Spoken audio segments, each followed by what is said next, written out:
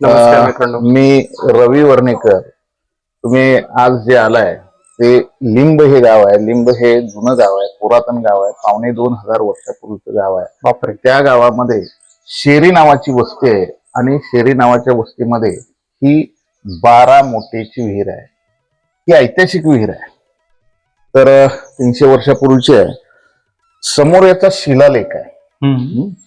हा देवनागरीमध्येच आहे. त्याच्यावर बांधकाम कधी चालू झालं कधी संपलं त्याचा उल्लेख आहे. हे शकेमध्ये आहे. अच्छा. शक म्हणजे शालिवाहन शक, आपल्याकडची वर्ष मोजण्याची पद्धत. ओके. इसवी सन इंग्रजांचं आहे, ते काय आपलं नाही. शक आणि इसवी सन यामध्ये 78 वर्षांचा फरक असतो. अच्छा. तर पहिल्या दगडावरती स्वस्ती श्री शके 1641 लिहिलेलं आहे. म्हणजे इसवी सन 1719. शके 1641. 1641. हा, म्हणजे इसवी सन 1719. 1719. हा, 78 वर्ष समोर. हा. ओके. प्लव नामक संवत्सरे आपल्याकडे प्रत्येक वर्षाला नाव असतं. तर प्लव नामक संवत्सरे आणि आपल्याकडे तारीख नव्हती, दिनांक असायचा. दिनांक वगैरे नव्हता, आपल्याकडे तिथी असायची. मग खाली तिथी दिलेली आहे, कार्तिक वद्य त्रयोदशी. तर यावेळेला बांधकाम चालू झालं. मध्ये श्रीमंत सौभाग्यवती विरुबाई साहेब असं नाव कोरलेलं आहे. त्यात कोण होत्या खाली सांगतो. तिसऱ्या दगडावरती हे बांधकाम कधी पूर्ण झालं त्याचा उल्लेख आहे. श्री शके 1646. क्रोधी नामक संवत्सरे फाल्गुन वद्य द्वितीया असं लिहिलेलं आहे. चौथ्या दगडावरती श्री भवानी शंकर प्रसन्न लिहिलेलं आहे.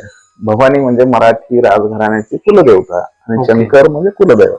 शंकर किंवा शंभू महादेव, शुभम भवते वगैरे लिहिलेलं आहे. शुभम भवतु. ही विहीर इतकी सुंदर आहे. आपल्या महाराष्ट्रामध्ये, आपल्या भारतामध्ये आपण कुठेही फिरायला गेलो किंवा कुठेही बघितलं तर प्रत्येक गावात किंवा प्रत्येक जुन्या खेडोपाड्यामध्ये आपल्याला काहीतरी सुंदर गोष्ट बघायला मिळेल. तशीच आज हे सातारा जिल्ह्यातलं लिंबगाव, या लिंबगावामध्ये आपण ही विहीर बघतो आहे. चला काका पुढे या खाली.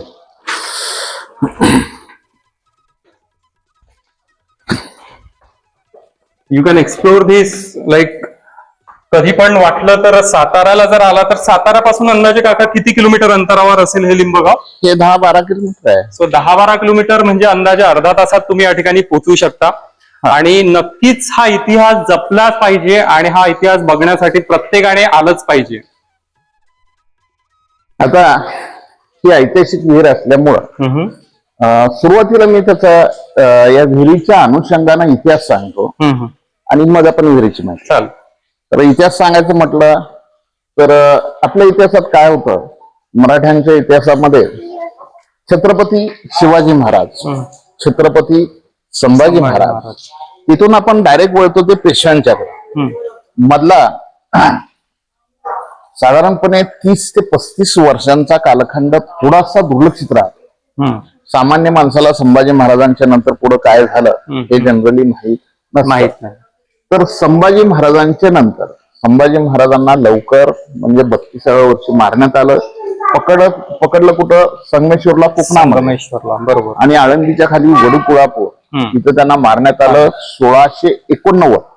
11 मार्च 1689. त्याच्यानंतर काय झालं तर त्याच्यानंतर मराठ्यांची राजधानी रायगड पडला किंवा रायगड औरंगजेबाच्या ताब्यात गेला. त्यावेळेला संभाजी महाराजांची राणी येसूबाई आणि मुलगा शाहू लहान होते, 7 वर्षांचे होते.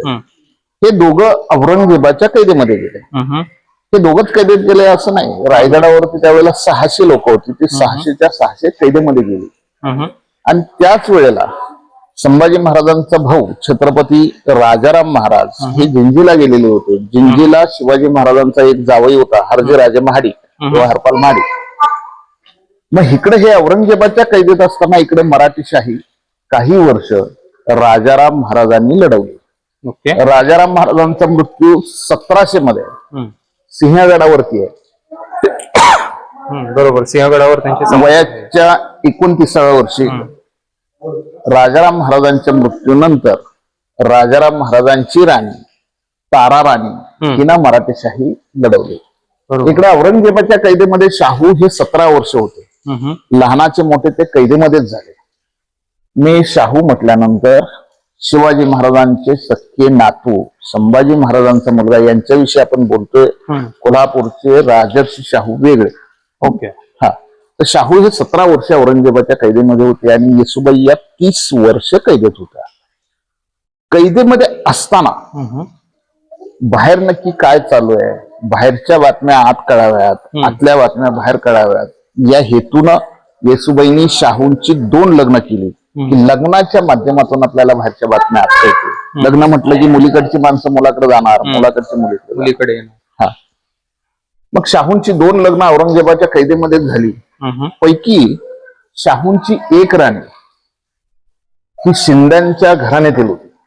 इतिहासात तुम्हाला महाजी शिंदे, दत्ताजी शिंदे माहिती असतील. बचेंगे कौर बिलडेंगे, त्यांचं मूळ गाव इथं कनेरखेड म्हणून आहे. अच्छा. त्यांच्या घरातील साधारण 25 किलोमीटर अंतरावरती आहे. त्यांच्या घरातील एक शाहूंची राणी होती, त्या राजेशबाई म्हणून होत्या.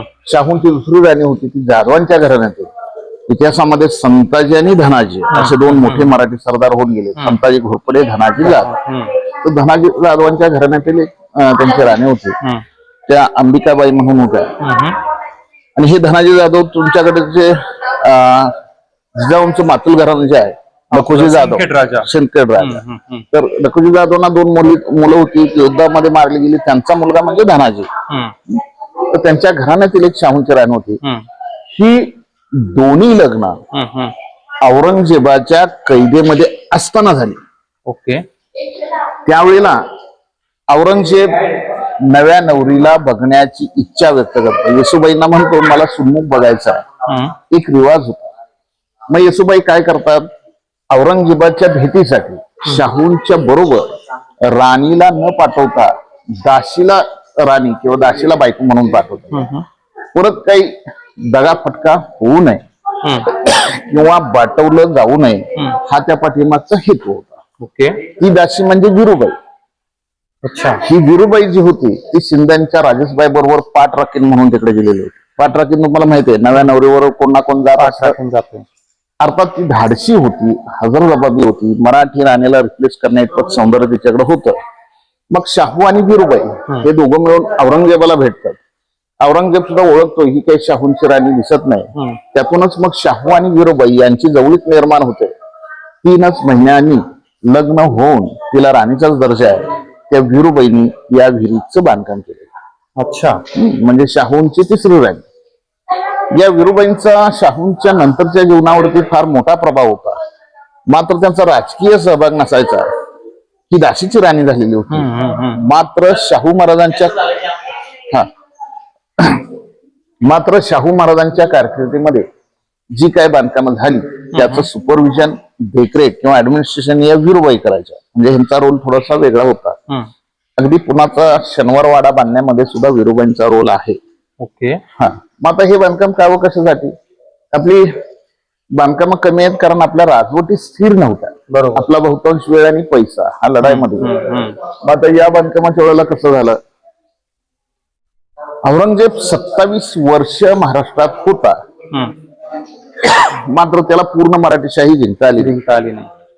औरंगजेबाचा मृत्यू नगरच्या शेजारी भिंगार म्हणून गाव आहे, त्याचा मृत्यू झाला 1707 ला. खुलताबादला दफन करण्यात आलं वयाच्या 89व्या वर्षी.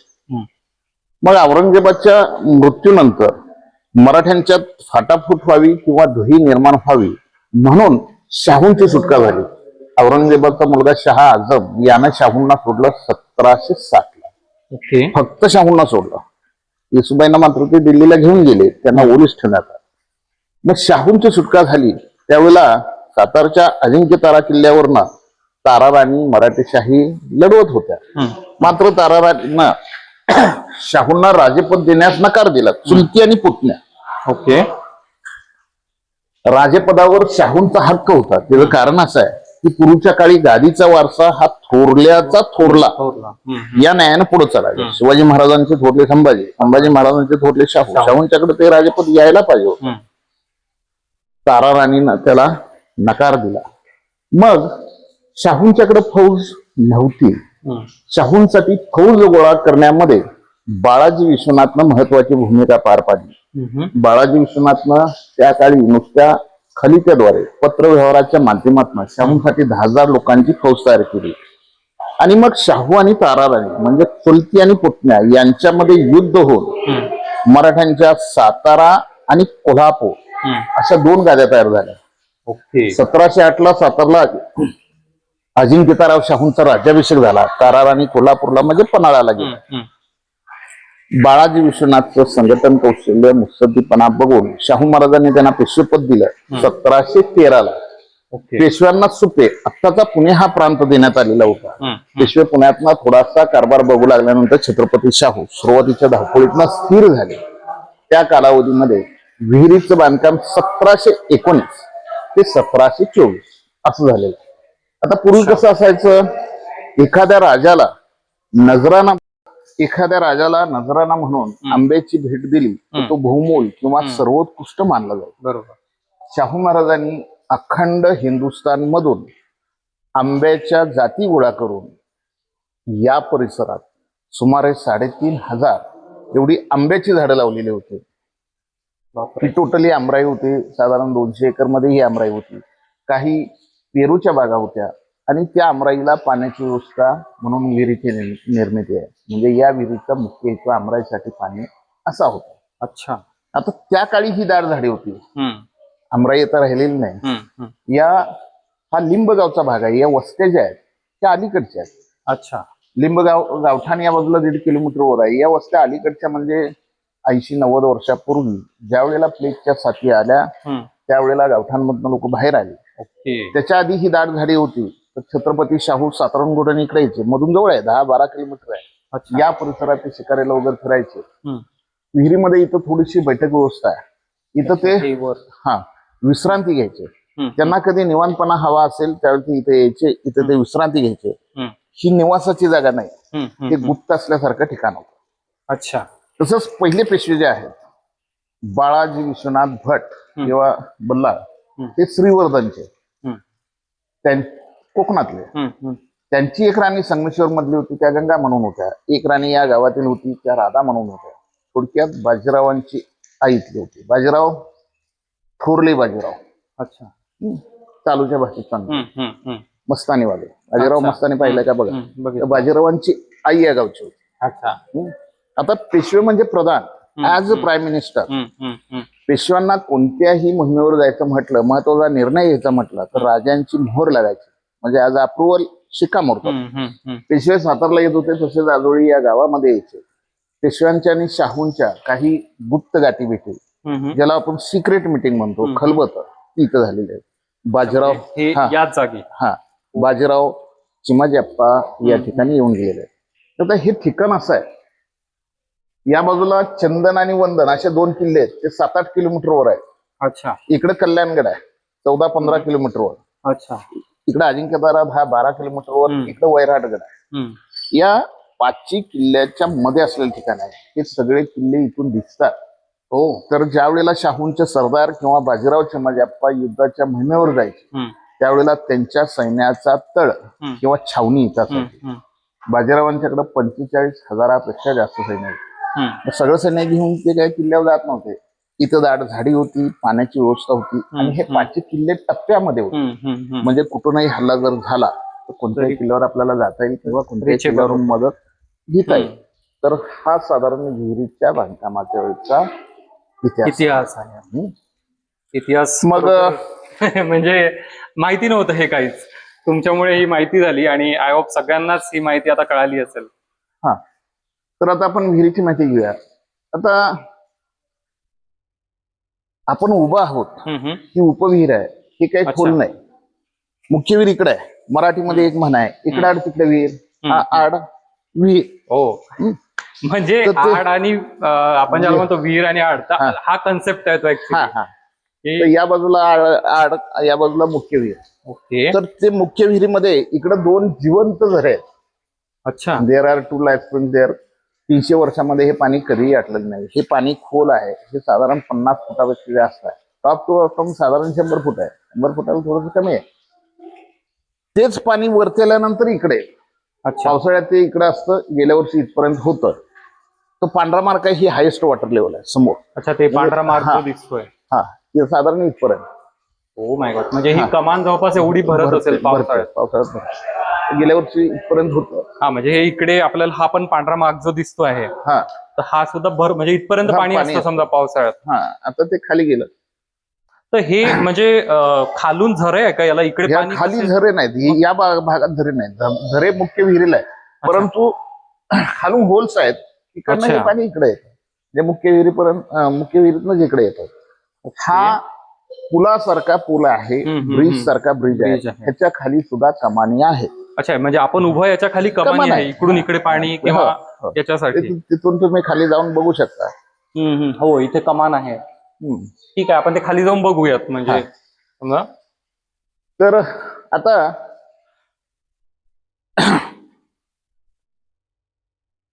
पूर्वी आपल्याकडे पाणी वरती उचलण्यासाठी इलेक्ट्रिक मोटर्स किंवा इंजिन्स नव्हत्या. पूर्वीच्या आपल्या पद्धती म्हणजे रहाट असायचे, हातानं पाणी काढण्यासाठी रहाट फॉर ड्रिंकिंग पर्पज, पिण्यासाठी पाणी म्हटलं की रहाट. 8 ते 12 फूट उंचीपर्यंत जर पाणी चढवायचं असेल तर रहाट गाडगं, आणि त्यापेक्षा खोलीवरून पाणी काढायचं असेल तर मोठ. ओके. रहाट गाडग्याचा वापर साधारणपणे महाराष्ट्राच्या कोकण भागामध्ये चालायचा, महाराष्ट्राच्या इतर भागामध्ये मोठेचा वापर चालायचा. ओके. तर या बाजूला 3 मोटांची जागा आहे. हा, आणि या बाजूला 3 म्हणजे 6 मोटांच्या जागा हित आहे. अच्छा, म्हणजे इकडे या साईडला 3 या आणि या साईडला 3. 6 मोटांच्या जागा हित आहे. समजा मुख्य विहिरीतून पाणी काढायचं नाहीये, पण आपल्याला काय म्हणतो आपण आडे मुख्य विहिरीला 9 मोटांच्या जागा आहे. अच्छा, आणि इकडे 6 आहे. आड विहिरीला 6. हा, तर 9 6 15 होत आहे, परंतु प्रत्यक्षात चालू होत्या 12, म्हणून हिला 12 मोठीची विहीर असं नाव पडलं. आता ही विटेची बांधकाम आत्ताची आहे. या विहिरीमध्ये महत्वाचं काय, तर यामध्ये असलेली शिल्प, ही 2 शिल्प बघा. मराठीत याला असं म्हणतात, सिंहाचं शरीर असतं, वाघाचा चेहरा असतो. शौर्य आणि समृद्धी याचं प्रतीक मानले जातात. इंग्लिशमध्ये liger, body of lion, face of tiger, symbol of bravery and prosperity. Okay. ही महत्वाची आहेत. बऱ्याचशा किल्ल्यावरून आजे आहेत. तुम्ही रायगडावरती गेला, दिंडी दरवाजावरती आहेत, शिवनेरीला आहेत, अजिंक्य तारावरती, पन्हाळ्यावरती सुद्धा आहेत. जी जुनी मंदिरं असतात ना, त्याच्यावरती सुद्धा ही 2 शिल्प असतात. तर शौर्य आणि समृद्धी याचं ती प्रतीक मानली जातात. ती महत्वाची आहे. म्हणजे जवळपास जुन्या कुठल्याही वास्तूंमध्ये हे कोरल्या जायचे. हा, आता या 2 शिल्पांचा वापर छत्रपती शिवाजी महाराजांच्या आधीपासून साधारणपणे 1500 वर्षापासून होत आलेला. ओके. तर जुनी जी काही मंदिरं असतात त्याच्यावरती असतात शौर्य आणि समृद्धी याचं ती प्रतीक मानलं जातं. तर ती महत्वाची आहे. त्यांची पोझिशन अशीच असते, एक पंजा उगारलेला असतो, शेपटी वगैरे वरती असतो. ओके. या इकडं. मित्रांनो, अत्यंत महत्वपूर्ण अशी माहिती काका आपल्याला देत आहे. सो प्रत्येक मिनिट चुकवू नका, पूर्ण व्हिडिओ बघा. हे बघा, आता हे वरती अष्टकोनी आहे, इथे एक दिवळीसारखा भाग आहे, कोनाडा आहे तो. आतमध्ये फक्त 4 फूट जागा आहे, तो रस्ता वगैरे कुठून येत नाही. अच्छा, म्हणजे रूम सारखं किंवा छोटीशी जागा. अच्छा. तिथून तळापर्यंत उतरण्यासाठी इकडनं अशा छोट्या पायऱ्या ठेवलेल्या आहेत बघा तिथे खाली. अच्छा, म्हणजे अशा गोल आकाराच्या गोल राऊंड मध्ये त्या तळापर्यंत जातात. पाण्याच्या खाली गूढ किंवा रहस्यमय असं काहीही नाही, कारण या विहिरीचा मुख्य हेतू आमराईसाठी पाणी असाच आहे. आता हे वरती अष्टकोनी आहे. अष्टकोनी असताना प्रत्येक कोपऱ्यामध्ये कंगोऱ्यावरती नागाचं शिल्प आहे. ऍट एव्हरी कॉर्नर, प्रत्येक कोपऱ्यात बघा छोटे छोटे नाग आहेत प्रत्येक कॉर्नरला. बरोबर. तर नागाला हिंदू संस्कृतीमध्ये संरक्षक मानलं जातं. तुम्ही ऐकून असाल, जुन्या खजिन्यांच्या वरती नाग असतात. नागाची भूमिका ही संरक्षणाची असते, म्हणून ती नागांची शिल्प. वरच्या लेवलला 4 वाघांची शिल्प आहेत, ती शलभ शिल्प, ती आपण वरती जाऊन बघूया. मध्ये जी बैठक गोष्ट आहे त्याला इकडनं आणि इकडनं जाता येतं. अच्छा, म्हणजे हे म्हणजे याच्या वर कमानीच्या वर जे बैठक व्यवस्था आहे त्याला जायचं असेल तर इकडून किंवा इकडून जाता येईल. दोन्ही बाजून जाता येतं, दोन्ही बाजून सेमच आहे. तर आपण इकडनं जाऊया. ठीक आहे, जाता येतं. या.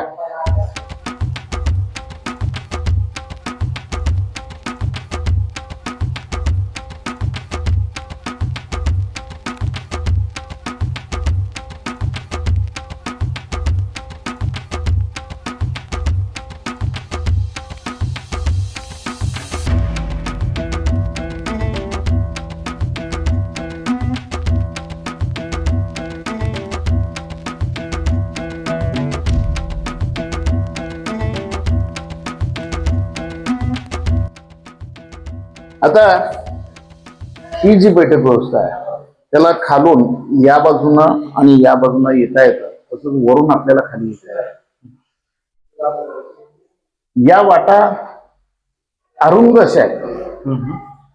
त्याला कारण असतं छत्रपती शाहू या ठिकाणी विश्रांतीसाठी यायचे. शत्रूचा हल्ला जर झाला तर एका वेळेला एकच यावा, एका माणसाशी लढता येतं, म्हणून या वाटा अरुंद असतात. पायऱ्या उंच असतात, कमी जास्त असतात. तुम्ही पळत येऊ नये. आजही जर तुम्ही पळत आला तर 100% कुठं ना कुठं पडणार. तर पूर्वी याला लाकडी दरवाजे होते. पूर्वीचे खुंटीवाले किंवा कुसवाले दरवाजे असे होल्स आहेत सगळीकडे. तर इथं लाकडी दरवाजा होता, इकडे होता, इकडे वरती होता. ह्या लेवलला कड्या आहेत. तिथं पडदे सोडले जायचे, वाळ्याचे वगैरे पडदे असायचे. दरवाजे लावले, पडदे सोडले की एसी रूम सारखंच आहे. इथं खाली बैठा गाद्या गालीच्या टाकलेला असायचा. आणि इथं छत्रपती शाहू, पेशवे थोरले बाजीराव यांच्या सिक्रेट मीटिंग किंवा खलबत इथं झाली. आता हे जे बांधकाम आहे ते हेमाडपंथी, म्हणजे काय असतं, हे पिलर अखंड असतात, बीम अखंड असतात. हे दगड आतमध्ये इंटरलॉक असतात, एकमेकात गुंतवलेले असतात. हेमाडपंथी बांधकामाचा वापर भारतामध्ये विशेषतः मंदिरांसाठी झालेला आहे. या विहिरीचा एकूण आकार हा शिवलिंगाकृती आहे, शंकराच्या पिंडीसारखा. मग तसं करत असताना खांबावरून काही शिल्प कोरलेली. इथं गणपती आहे, ते बुद्धीचं प्रतीक मानलं जातं. इकडं मारुती आहे, शक्तीचं प्रतीक मानलं जातं. खाली घोडेस्वार हत्तीस्वार आहेत, घोडेस्वार हत्तीस्वार आहेत, सामर्थ्याचं प्रतीक मानलं जातं. इकडे इथं पण आहे. आता काही असे मोर किंवा राजहंस आहेत, त्यांच्या तोंडामध्ये मोत्याची माळ असते. इथं आहे बघा, इकडे आहे, इकडे आहे. सौंदर्य आणि सुबत्ता याचं प्रतीक मानलं जातं. अलीकडे आपण वास्तुपुरुष म्हणतो किंवा यक्ष, ते हे आहे.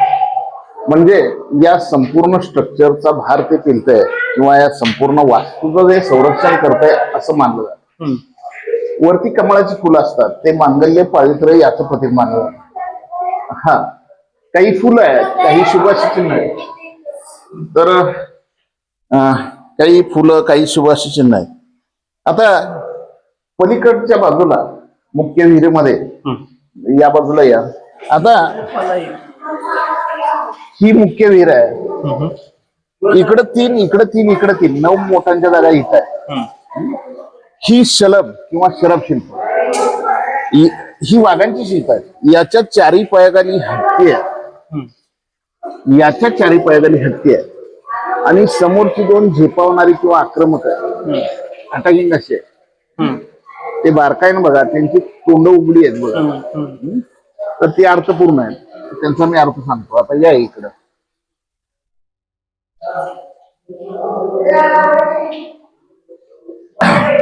पलीकडची जी वाघांची शिल्प आहेत, आपण शलभ शिल्प असं म्हणतो किंवा शरभ शिल्प, तर ती अर्थपूर्ण आहेत.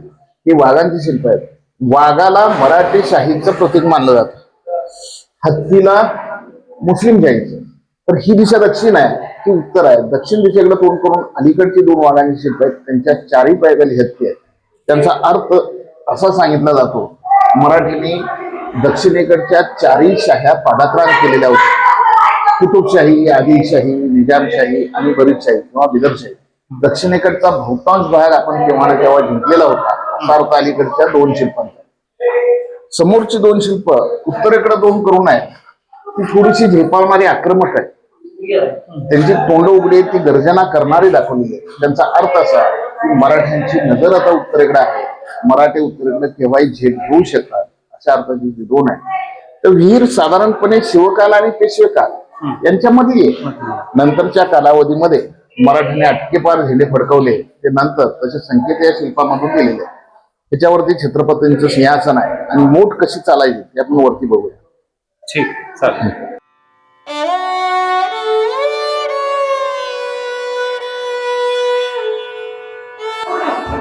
तुम्हाला मोठ कशी चालायला सांगतो. मोठेला हजारो वर्षांचा इतिहास आहे.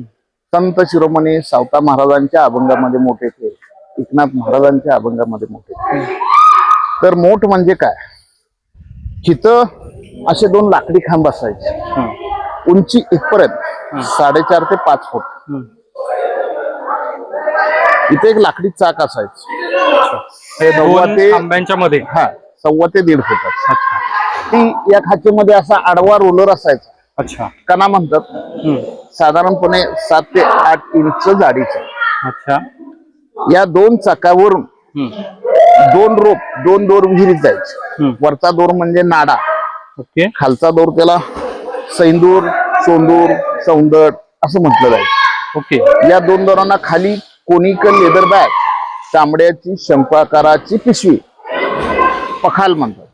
अच्छा. साधारणपणे 150 ते 200 लिटरचे असायचे. एकच मोठी. हा, असं एवढंच असायचं. त्याच्यात साधारण 150 ते 200 लिटर पाणी बसायचं. दोन्ही रोपला राहायची कधी? हा, 2. अच्छा. एक खाली वर एक बांधलेला असायचा, एक खाली. हे 2 रोप इथं बैलांना जोडले जायचे. बैल पुढे गेले की पिशू खालून वरती इथं ओतली जायची. याला थारोळ म्हणतात. रक्तात थारोळ शब्द ऐकला असेल, ते थारोळ. अच्छा. बैल मागायले की पिशू परत खाली जायचे. एकूण स्ट्रक्चर म्हणजे मोठ. ओके. ही एका मोठी जागा, ही दुसऱ्या, ही तिसऱ्या, या 3 इंच पाणी काढून असं दिलेलं आहे. इथून खाली होल आहेत त्याला. अच्छा. म्हणजे हे बघितलं आपण, 1 2 3 याच्या खालून अशी नाली आहे. हा ना, म्हणजे होल आहे ना, होल आहे. आणि हे इकडे असं काढलेलं आहे. हा. अच्छा. आणि तिथे पाणी जमा व्हायचं म्हणजे? हा, तिथून मग ते शेताला जायचं साध्या पाटाने. अच्छा. तर ही 3 मोठांची जागा, इकडे 3, इकडे 3, 9 झाल्या. पलीकडे 6, 9 6 15 होतात. प्रत्यक्षात चालू होते 12. म्हणजे या 3 मोठांचं पाणी या एका याला काय म्हणायचं? हा, पाटच आहे. पाट.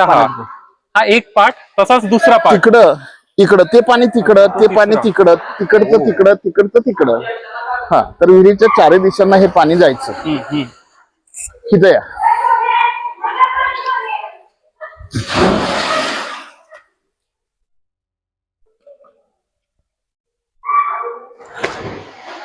हे ज्या ठिकाणी समजा खाली चर्चा व्हायची त्याच्या वर आता आपण आलोय. हा, त्या भागाच्या. हा, खाली जी बैठक व्यवस्था आहे, हे वरचं आहे. हे छत्रपतींचं सिंहासनच आहे. हो. आपल्याला शिवाजी महाराजांचं सोन्याचं सिंहासन ऐकून माहितीये. एक्झॅक्ट 1352 किलोचं होतं. त्याचं पुढं काय झालं हे कुणाला माहिती नाही. परंतु बांधीव प्रकारची कन्स्ट्रक्टेड टाईप महाराष्ट्रामध्ये 3 ठिकाणी. अगदी असंच रायगडाच्या पायथ्याशी 5-8ला आहे. 5-8. तिकडे छत्रपती शिवाजी बसायचे. या ठिकाणी त्यांचे नातू छत्रपती शाहू बसायचे. तिथे बैठा गाद्या, लोड तक्के असायचे. दोन्ही बाजूला अंगरक्षक असायचे. छत्रधारी एक माणूस असायचा. जत्रेमध्ये देवाचं छत्र असताना तसं पूर्वी राजांना छत्र असायचं. आणि इथं बसून ते स्थानिक लोकांशी संवाद साधायचे. ज्या वेळेला सैन्याची छावणी असेल, तळ असेल, त्यावेळेला सैन्याच्या अडीअडचणी किंवा त्यांचा मान सन्मान ते इथे घ्यायचे. हा राज दरबार नव्हे, हे चावडीसारखं. इथं त्यांचा एक वाडा होता. आतमध्ये घोडे वगैरे बनायची सोय होती. त्या साईडला? हा, या मोकळ्या जागेत होता. अच्छा. बऱ्यापैकी मोठा होता. साध्या मातीचाच होता. अच्छा. अलीकडे पडला. आमराई मात्र राहिलेली नाही. अवशेष रूपाने एका दुसरं झाड आहे. हे झाड त्यावेळेचं. अच्छा. म्हणजे हे त्यावेळेचं टिकून आहे. हा, पारही त्यावेळचं आहे. पारावरती महादेवाचं मंदिर आहे, जागृत देवस्थान आहे. ते सुद्धा विहिरीच्या बांधकामाच्या वेळेच आहे. हे जे झाड आहे हे बोली भाषेत पिंपरणी म्हणतात. साहित्यामध्ये पिंपरी. अच्छा. वड आणि पिंपळ याच्या ते मधलं आहे. ओके. तर हे 300 वर्षापूर्वीच आहे. मानवी. हा, बोला. ते पिंपरी म्हणजे तेच ना, असं बारीक बारीक एवढं काळा कलरचं येतं पिंपरीला, झाडाला येतं ते. हे तेच की हे अलग आहे काही? हे बघा,